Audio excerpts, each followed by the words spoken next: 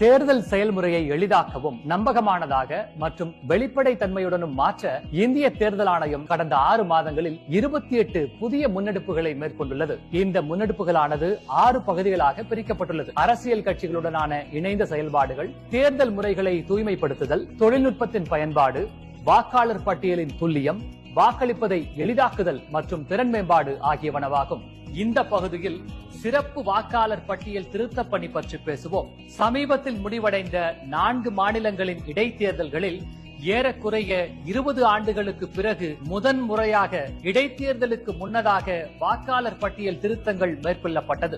இம்முன்னெடுப்பு தகுதியுள்ள அனைத்து வாக்காளர்களும் தங்கள் வாக்களிக்கும் உரிமையை பெறுவதை உறுதி செய்வதோடு வாக்காளர் பட்டியலில் தகுதியற்ற பதிவுகள் நீக்கப்படுவதையும் உறுதி செய்வதன் மூலம் இடைத்தேர்தல்களில் வெளிப்படைத்தன்மை மற்றும் நம்பகத்தன்மையினை மேம்படுத்த உதவியது. அடுத்த காணொலியில் இந்திய தேர்தல் ஆணையத்தால் மேற்கொள்ளப்பட்டுள்ள பிற முன்னெடுப்புகளை பற்றி காண்போம்.